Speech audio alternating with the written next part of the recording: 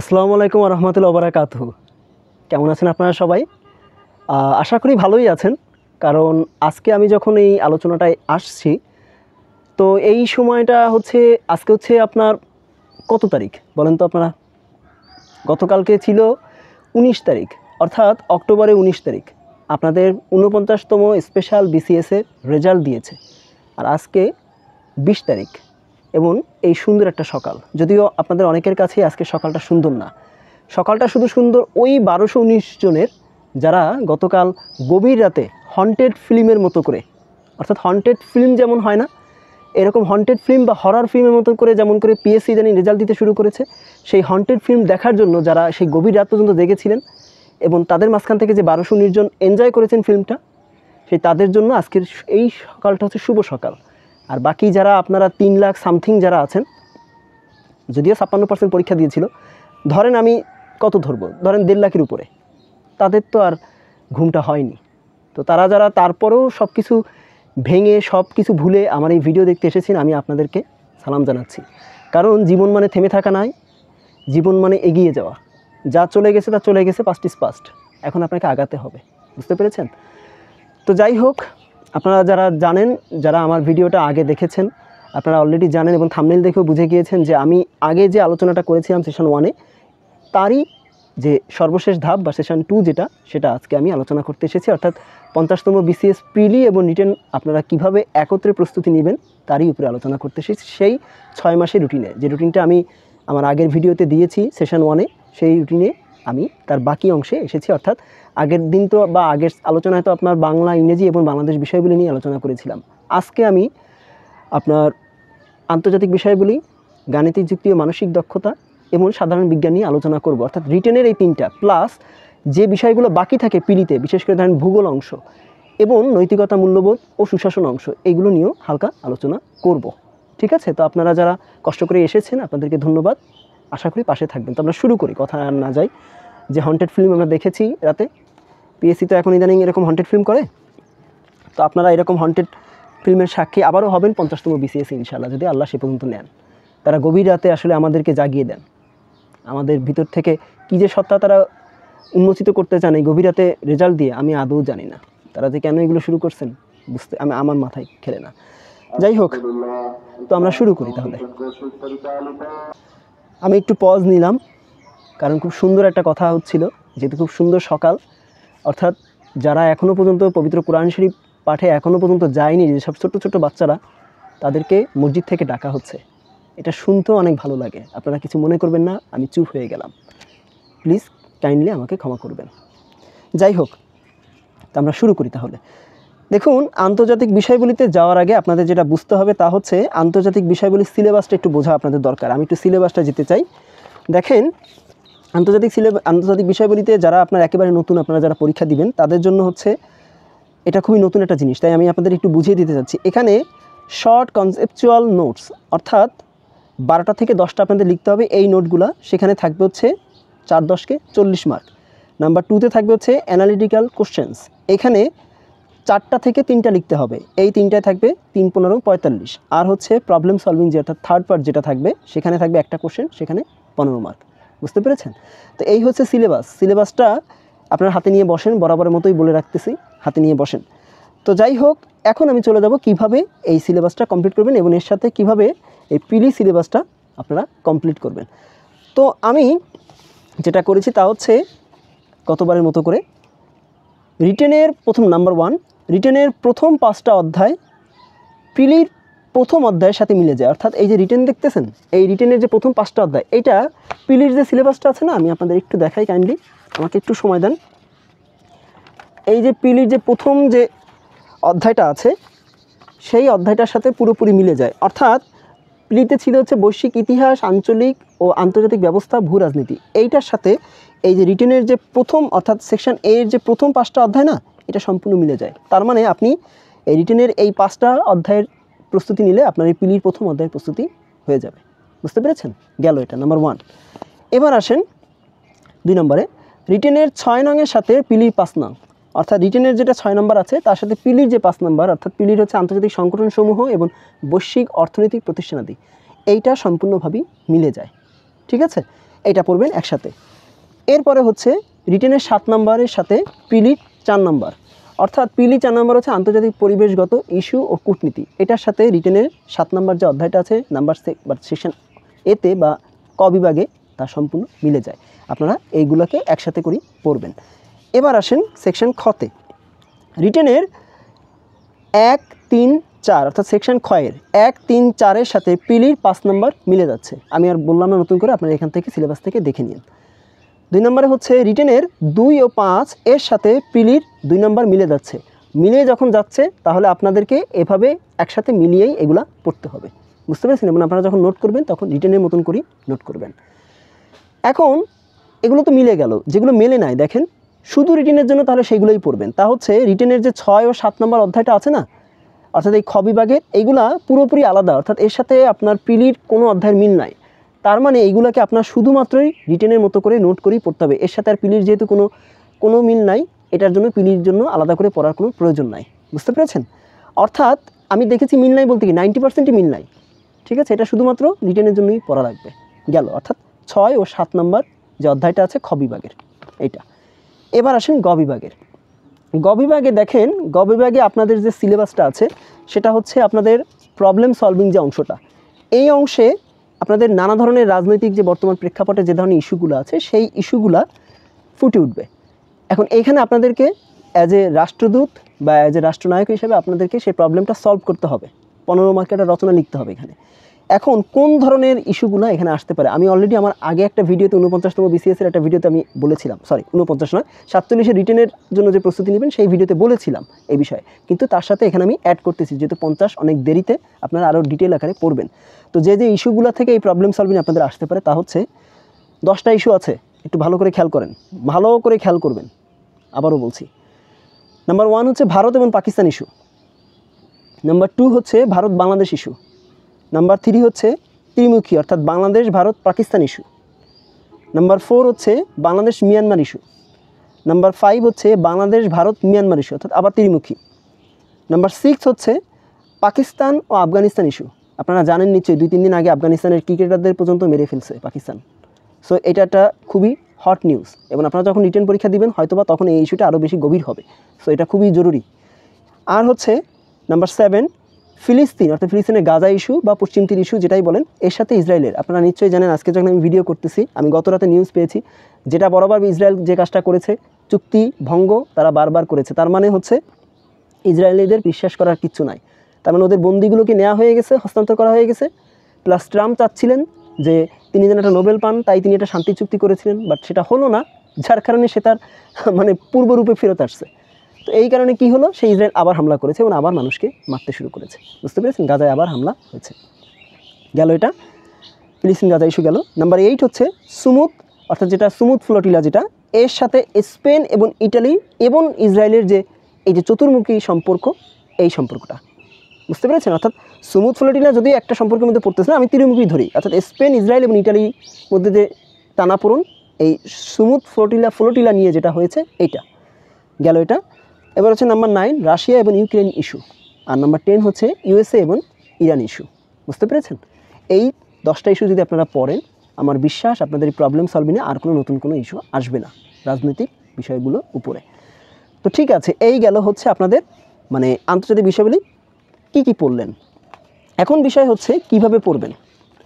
তো খেয়াল করেন 3 ভাবে পড়বেন, যেহেতু এখানে আলাদা আলাদা ভাগ আছে, অর্থাৎ প্রিলি ও রিটেন একসাথে পড়লেন, 2 নম্বর হচ্ছে শুধু প্রিলি পড়লেন, আর 3 নম্বর হচ্ছে শুধু রিটেন পড়লেন। আপনি আপনার মতো করে রুটিন করে ভাগ ভাগ করে পড়লেন, ওকে।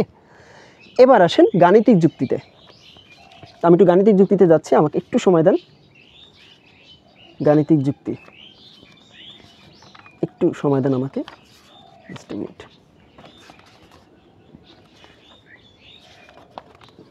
তো দেখেন, এখন এই গাণিতিক যুক্তিতে যে কাজটা করতে হবে তা হচ্ছে, দেখেন এখানে কিন্তু কিছু কিছু অধ্যায় আছে যেটা মোটেও আপনাদের প্রিলির সাথে কোনো মিল নাই। আমি সেই অধ্যায়গুলোকে শুধু রিটেনের জন্যই আলাদা করে রেখেছি, ওকে।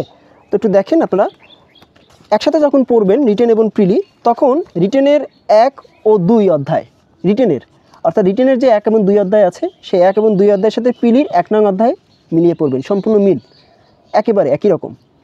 রিটেনের 3 অধ্যায়ের সাথে আপনারা প্রিলির 2 অধ্যায় মিলিয়ে পড়বেন, তাহলে আপনাদের জন্য একবারে পড়া হয়ে যাবে। রিটেনের 5 ও 6 অধ্যায়ের সাথে প্রিলির 3 নম্বর অধ্যায় মিলিয়ে পড়বেন। বুঝতে পেরেছেন? রিটেনের 7 ও 8 অধ্যায়ের সাথে প্রিলির 4 নং অধ্যায় মিলিয়ে পড়বেন এবং রিটেনের 11 এবং 12 নং অধ্যায়ের সাথে প্রিলির 5 নং অধ্যায় মিলিয়ে পড়বেন। বুঝছেন? আচ্ছা, এখন হচ্ছে শুধুমাত্র রিটেনের জন্য কোনগুলো পড়বেন। দেখেন এইগুলো তো আমি বলেছি, অর্থাৎ রিটেনের জন্য বলেছি 1, 2, 3, 5, 6, 7, 8, 11 এবং 12, আর প্রিলির জন্য বলেছি 1, 2, 3, 4, 5। বুঝতে পেরেছেন? এখন বাদ গেল তাহলে রিটেনে কোন কোন অধ্যায়। দেখেন শুধু রিটেনের জন্য তখন পড়বেন হচ্ছে সেই অধ্যায়গুলো, অর্থাৎ 4, 9 এবং 10।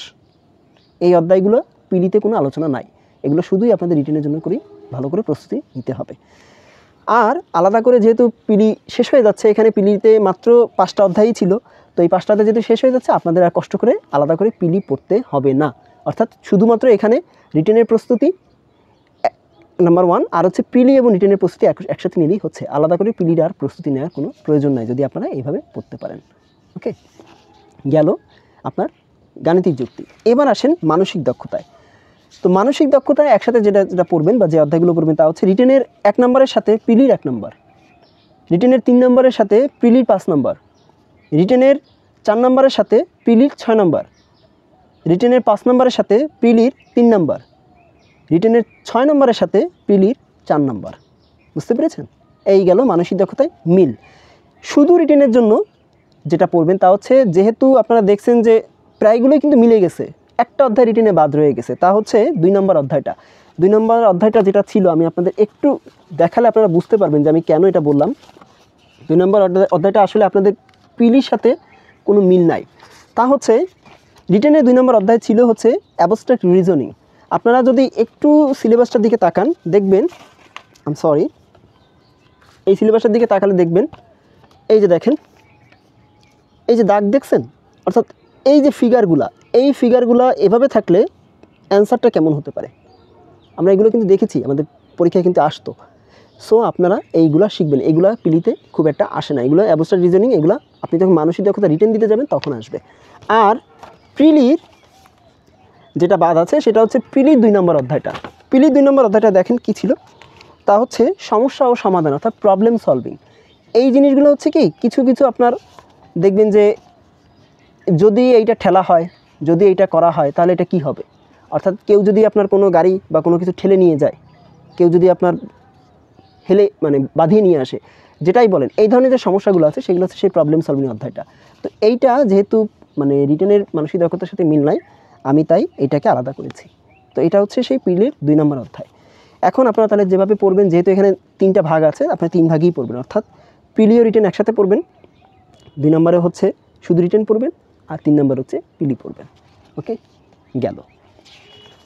এই গেল হচ্ছে মানসিক দক্ষতা। এবার আসেন সাধারণ বিজ্ঞান। দেখেন সাধারণ বিজ্ঞান অনেক বড় একটা চ্যাপ্টার।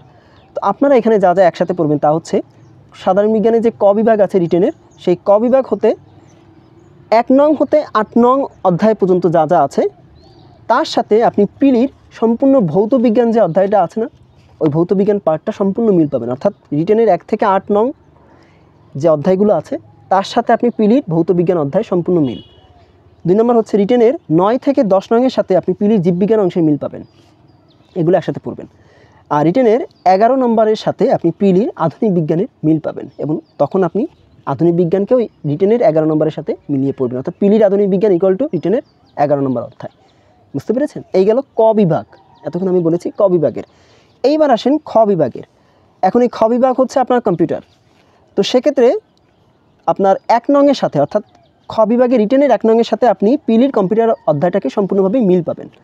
আর 2 নম্বরের সাথে, অর্থাৎ খ বিভাগের সাথে, অর্থাৎ তথ্য প্রযুক্তির সাথে আপনি যেটা আছে রিটেনের তথ্য প্রযুক্তি, তার সাথে আপনি পিলির যে তথ্য প্রযুক্তি আছে তার সাথে সম্পূর্ণ মিল পাবেন।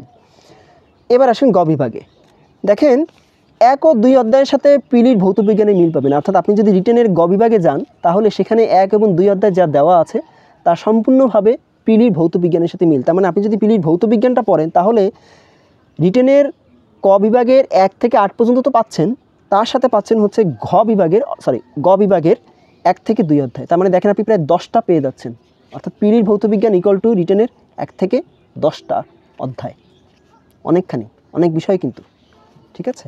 তাহলে যেহেতু এখানে মিল আছে, অমিলও আছে, তো সেক্ষেত্রে আপনাদের যেটা করতে হবে তা হচ্ছে রিটেন ও পিলি প্রায় সেম সিলেবাস হওয়ায় রিটেন ও পিলি একসাথে প্রস্তুতি নিলেই হবে। আমি ভুল বলেছি, যেহেতু এখানে মিলই বেশি আছে, অর্থাৎ প্রায় পুরোটাই মিল, তাই আপনাদের আলাদা করে আর শুধু রিটেন বা শুধু পিলি পড়ার কোনো প্রয়োজন নেই। আপনারা একসাথে পিলি এবং রিটেন পড়লেই আপনাদের বিজ্ঞানের টোটাল, অর্থাৎ রিটেন বলেন পিলি বলেন সব কাভার হয়ে যাচ্ছে, নতুন করে আর কিচ্ছু পড়া লাগবে না। বুঝতে পেরেছেন? তো এই গেল হচ্ছে আপনাদের মানে রিটেনের যে 3টা বিষয় ছিল সেই 3টা বিষয়। এখন বাকি আছে পিলির 2টা বিষয়। আপনারা মনে হয় জানেন যে পিলিতে নৈতিকতা, মূল্যবোধ ও সুশাসন আছে। তো এইটার সাথে রিটেনের কোনো সম্পর্ক নাই, তাই আপনারা এটা শুধুমাত্র পিলির মতো করেই আপনাদের নিজেদের মতো করে এর মানে প্রস্তুতি নেবেন। এর বাইরে আমার কিছু বলার নাই। আর হচ্ছে যদি আসেন ভূগোল অংশে, দেখুন এই ভূগোল অর্থাৎ বাংলাদেশ ও বিশ্ব পরিবেশ এবং দুর্যোগ ব্যবস্থাপনা, এই যে বিষয়টা আছে পিলি, এই বিষয়টা কিন্তু বাংলাদেশ বিষয়গুলি যেটা আমি আলোচনা করেছিলাম গতদিন, সেখানে কিন্তু শুধু রিটেনের জন্য কিছু অধ্যায় আমি বাদ দিয়েছিলাম, ওইটার সাথে কিন্তু এর অনেকটা মিল আছে। অর্থাৎ ওইগুলো যখন আপনি শুধু রিটেনের জন্য পড়বেন না, তাতে আপনার এই শুধু পিলিও পড়া হয়ে যাচ্ছে। বিশেষ করে দেখেন, আপনি একটু মিলাই দিলে আপনি আরও ভালো বুঝতে পারবেন। আমি বাদ দিয়েছিলাম ওই অধ্যায়গুলো, যে শুধু অর্থাৎ পিলি আর রিটেন কিন্তু সেখানে বলিনি বাংলাদেশের জন্য, বাট সেইটা এখন এই আপনার ভূগোল ও পরিবেশের সাথে মিলে গিয়েছে। তো দেখেন কোনগুলো, তা হচ্ছে এই ভূগোল ও পরিবেশের পিলির যে 1 নং অধ্যায় আছে তার সাথে রিটেনের আপনি 1 নং অধ্যায় মিল পাবেন। ভূগোল ও পরিবেশের পিলির 3 নংয়ের সাথে আপনি রিটেনের 6 নংয়ে মিল পাবেন। ভূগোল ও পরিবেশের পিলির 5 নংয়ের সাথে আপনি রিটেনের 5 নংয়েরই মিল পাবেন। আর বাকি থাকে পিলির 2 ও 4 নং অধ্যায়। এগুলা যেহেতু শুধু পিলি টপিক, তাই এগুলাকে শুধু পিলির মতো করে পড়লেই আপনাদের হবে। বুঝতে পেরেছেন? আপনারা যদি পিলির সিলেবাসটা নিয়ে একটু বসেন, আপনারা নিজেরাই এগুলো বুঝতে পারবেন। ঠিক আছে? আচ্ছা, তাহলে এটা কীভাবে পড়বেন এই পিলি অংশটুকু, এই অর্থাৎ ভূগোল ও দুর্যোগ ব্যবস্থাপনা এবং বাংলাদেশ ও বিশ্ব, এই যে অংশটুকু আর কি, এগুলো কীভাবে পড়বেন? যেহেতু এটা 2টা ভাগে ভাগ হয়েছে, অর্থাৎ পিলি ও রিটেন একসাথে, এই একটা ভাগ, আর হচ্ছে শুধু পিলি, তার মানে শুধু রিটেনে যেহেতু আর কোনো কিছু বাদ নাই, আর যেহেতু এখানে রিটেনের টপিকও না এটা, সো আপনারা এই পিলি ও রিটেন একসাথে পড়লেই হবে এবং তার সাথে শুধু পিলি প্রস্তুতি নিলেই হবে, তাতে আপনাদের রিটেনের প্রস্তুতিটাও হয়ে যাবে। তো এই ছিল আলোচনা। হয়তোবা আজকে আলোচনাটা হয়তোবা আপনাদের কাছে অনেক সময় মনে হতে পারে যে এটা কেমন একটা আলোচনা হলো, কেমন এলোমেলো আলোচনা। দেখেন, এই বিষয়গুলোকে এক করা খুবই জটিল একটা বিষয়। আমি আমার সর্বোচ্চ চেষ্টা করেছি, রাত জেগে হলেও চেষ্টা করেছি। আমার অ্যানালাইসিসগুলো কেমন হয় সেটা আপনারা আগে পরে দেখেছেন। যাদের ভালো লাগে না তাদের হয়তো কোনোদিনও ভালো লাগবে না, যাদের ভালো লাগে তাদের আমি যেভাবেই বুঝাই এমনিই ভালো লাগবে। তো আপনারা ভালো করে পড়েন। এইভাবে বিসিএসের প্রিলি আর রিটেনের একসাথে মানে একত্রে প্রস্তুতি নিয়ে কেউ কখনো এইভাবে এসেছেন কিনা আমি জানি না। যদি এসেও থাকেন এইভাবে অ্যানালাইসিস করে অধ্যায় ধরে ধরে বলেছেন কিনা আমি জানি না। হয়তো আমিই প্রথম, আবার হতে পারে আমি তাদের মধ্যে অন্যতম একজন। তো যেটাই হোক, আপনাদের যাদেরটাই ভালো লাগে বা যারটাই ভালো লাগে আপনারা সেভাবেই প্রস্তুতি নেন। যদি নিজেরটা ভালো লাগে সেভাবে প্রস্তুতি নেন, আমি আপনাদেরকে না করব না।